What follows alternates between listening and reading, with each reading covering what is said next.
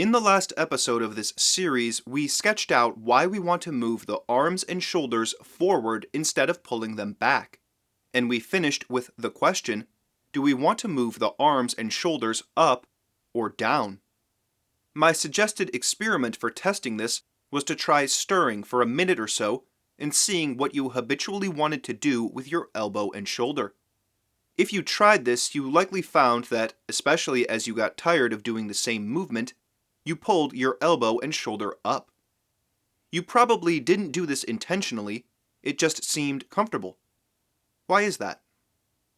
If we think about this in general terms, what would we expect to happen to the arm when we extend it? Let's say your arms are resting at your sides. If you extended your arms, your hands, your elbows, and your shoulders would move down as your arm extended away from its origin. And by the same token, if you retracted your arm, we would expect the hand, the elbow, and the shoulder to move up.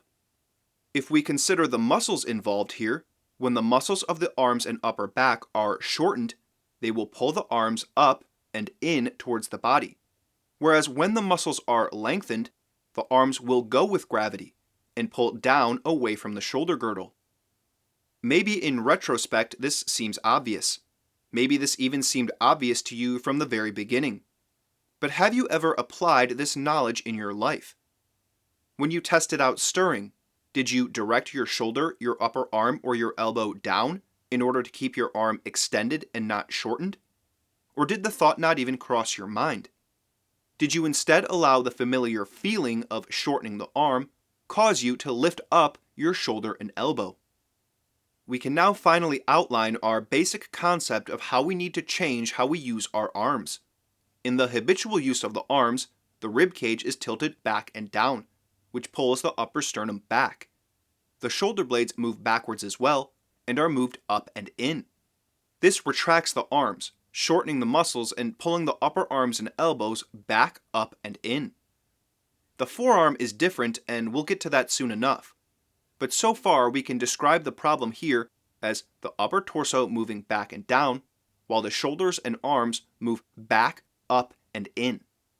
We already know we want to move the upper torso forward and up, and now we know we want to move the arms forward, outward, and down. We'll get into the specifics of how we can best do that as we progress, but first let's think about this more broadly.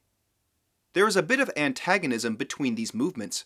We want to move the shoulders and arms down in relation to the rib cage, but we do not want that to pull the rib cage down. We very much need to raise the rib cage in opposition to the downward pull of the shoulders and arms. I don't think most people are aware of how incapable they are of differentiating their shoulders and arms from their rib cage and torso. Typically, if you ask a person to lift their rib cage, they will lift their shoulders as well. And if you ask them to move their shoulders and arms down, they will move their rib cage down too. Differentiating your torso from your arms is absolutely crucial to gaining control over both your arms and your torso. We must also bear in mind that moving the arms and shoulders down means extending the arms as much as we can extend them.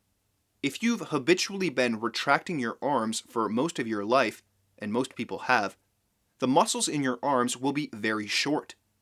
Even if you have strong muscles in your arms, you will have short muscles. Extending your arms will be quite a change, and it will hurt to some degree. To be clear, this is not a brutal pain. It's the pain of using a muscle in a way that it's not been used in a very long time. But you must be prepared for this. As I said in episode 1, people's habits with their arms are very strong. Going against them will feel a bit like torture. I wish I could say it will only hurt a bit at the beginning, but if you have lifelong habits you're up against, this uncomfortable feeling will not be all that brief. Now, I don't want to give the wrong idea here either. It's not as if you will be in pain all the time. And again, this is a pain akin to what you'd experience from a deep massage, not an alarming pain. The way I've experienced it is that you will have a certain amount of discomfort every time you make significant improvement in your arms.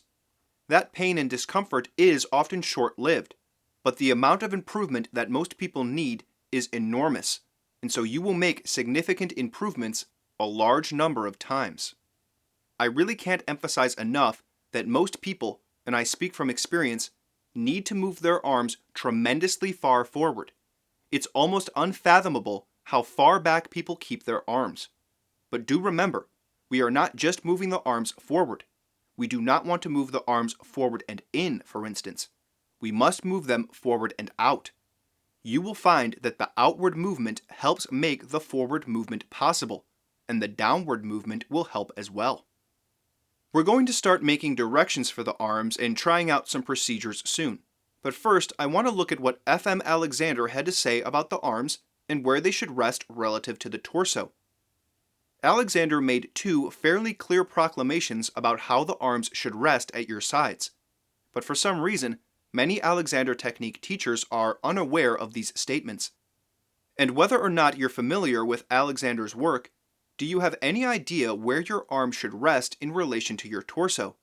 Do you know which direction your palm should face when your arm is resting at your side? Which direction your elbow should point? Has anyone ever instructed you on these things? Do you have any knowledge in your memory banks about these topics that it seems we should all have some idea about? Think it over. Ask the smartest person you know. Call up your grandma and see if anyone ever told her where her arms should hang. Try and really think if you've ever heard an answer to these questions. And then join me next episode, and we'll look at what Alexander had to say on the subject.